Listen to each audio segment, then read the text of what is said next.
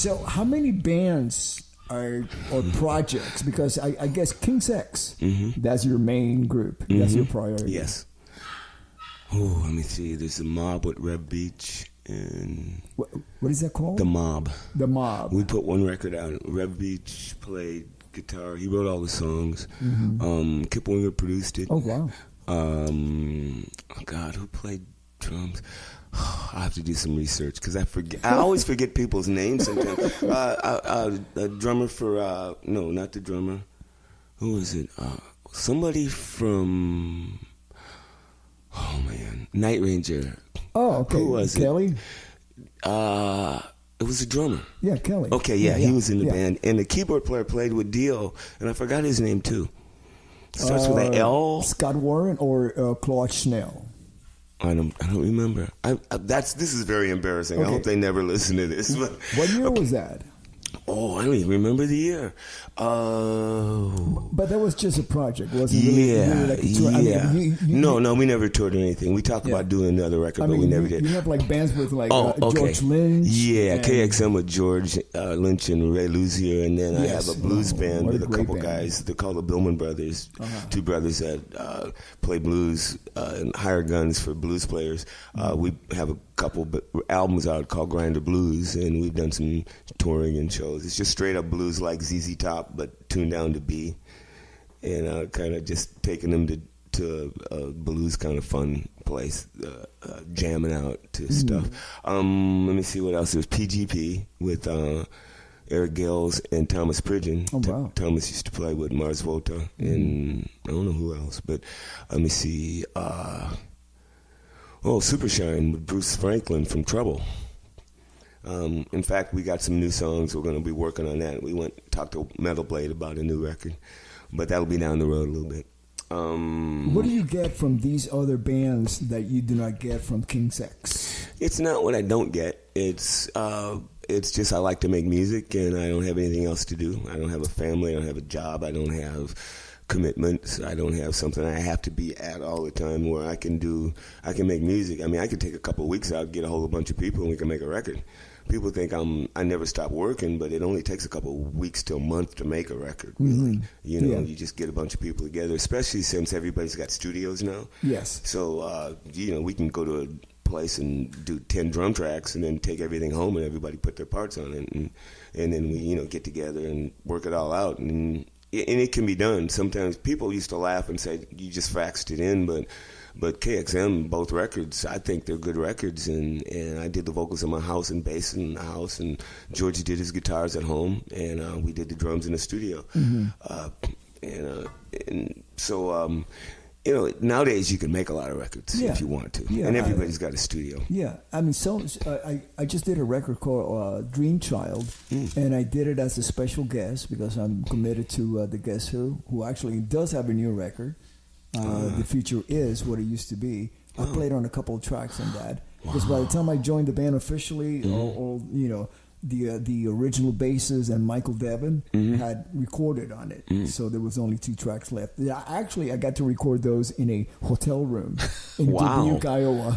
Well, there you go, and it can be done, right? Yeah, exactly. Easy, right? And, what am I thinking? Yeah, but like you said, nobody's phoning it in. You have as much because you first of all, your name and the legacy that you've been creating all these years goes along with it. You don't want any bad, what happened to your career, man? You used to be cool, and now I heard you playing on this record, and you kind of you suck. You know what I mean? Because it only takes that one bad, because all this time you've been building a trust factor from your fan base, and they trust that everything that they purchase and they support is going to have a certain quality aspect to it. Yeah. And then all of a sudden, if you don't deliver that quality, you lose their trust. That's true. And so I did this Dream Child record, and I got to tell you, it was a very unique experience, just the way that it was assembled. But it's one of my favorite records. Cool. It's one of my. I had, besides certain notes that I got from Craig Goldie, who produced it and wrote most of the music. I have to say that I I have pretty much control. I engineer myself.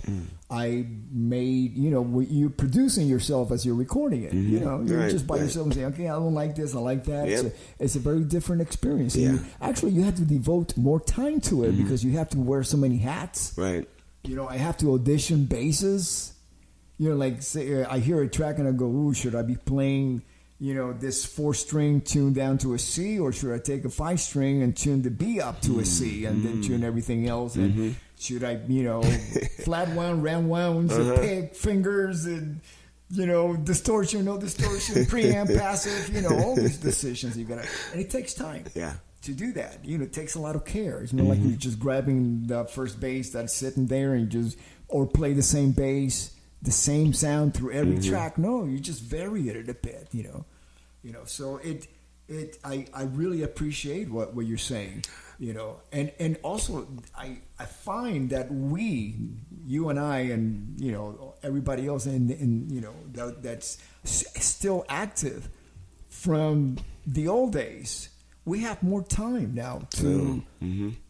Whether we like it or not, we have more time now. I like it. Because traditionally you had, back in, let's say, in the 80s, because of MTV, and that was like MTV, and then a little bit into the 90s, like you guys, experienced that. You had the support of MTV. That meant that if you put out a video, that's going to give you about 6 weeks to 8 weeks. One video is going to extend your touring. And you get out there on tour and you jam it. If you got 2 videos, you're going to be out there for 6 months, and 3 videos, you're out there for all year. Nowadays, we don't have that. The shelf life of any record is very short. Couple weeks. Yeah. So if you can get 4 weeks out of a new record to go on tour, because you're right. The longest tour I ever did was 9 months, and I couldn't wait to get home. I can't imagine people that go out for a couple of years. I did a year and a half. Oh yeah, it's but then you again, feel like you're gonna go crazy sometimes, or I felt like it. I had learned how to handle it. My first big tour was with Ozzy, and we did 2 records back to back. Y'all never came home. Yeah, basically. But I wasn't married at the time. Okay, I had met my wife during, and right when we had finished with the Blizzard of Oz tour, I met my future wife. And so Blizzard and Diary were recorded back to back, and with Bob and Lee and Randy and Ozzy, and then we joined the band, Tommy and I. So we started the American leg of Blizzard of Oz. Took a break in September, October. By October, we were already in England, doing the Diary of a Madman leg, the UK leg. And then we went to Germany supporting Saxon. That's how I started. Like that. We started supporting Saxon. Yeah, supporting Saxon. Denim and leather. We loved it. I love it. We just got on stage, played for 45 minutes or less. That's the best. Those are the best. Those are the best. Tommy, Randy, and I, we were driving around Germany in the Autobahn in a BMW, a rented BMW. And we would get off the stage, take a shower, get on the Autobahn, and hit the next town, within maybe an hour or less. Yeah, so, you could drive as fast as you wanted. Yeah, by the time we got there, the disco at the hotel had just opened. Yeah. So we were ready to party. That makes sense. Dude, that's awesome. Yeah, it was great. It was great. And then, we tour, and then, of course, Randy died during the middle of the Diary of a Madman, and we finished the tour. But by the time I was done with, playing with Ozzy, that was like September of... I started in 1981, and then my last gigs with Ozzy was recording "Speak of the Devil," the record, the live Black Sabbath re-recordings, live at the Ritz in September of 1982, and simultaneously I was recording the Metal Health record with Quiet Riot. That was done back to back for me, As a matter of fact, I recorded 5 consecutive multi-platinum records in the 80s. I did Tribute, that was multi-platinum. I did Speak of the Devil, Mental Health, Condition Critical, and my last one was Slip of the Tongue with Whitesnake. Wow. Well, no wonder you got all these, I mean, the walls of these. Right. Yeah, they are. I've got one, and it's like it's got King's X on it, this guy put on it, and we never sold 1 million records of all 14 records or 12 records we put out. Combined, we've never sold 1 million. So we took one record and painted it silver and put King's X on it and just kind of made our own fake one. Says never sold over 1 million, but it's really cute and it's cool. So that's the only thing I have. But looking at these, this is so awesome. There's so much respect for the band. Yeah, I'd rather have that. At the end of the day, I look back at everything, and I wouldn't change a thing.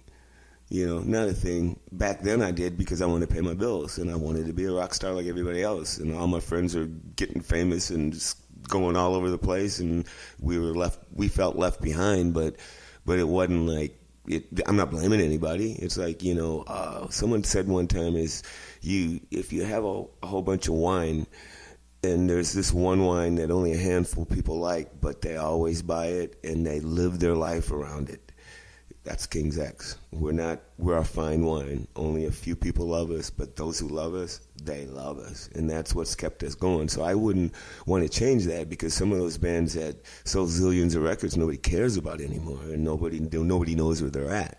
And so at the end of the day, it's where you're at, and are you happy with where you landed?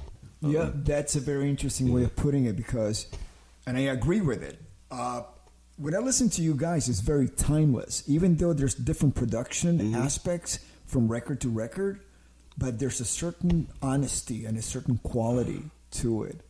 It has a lot to do with your voice.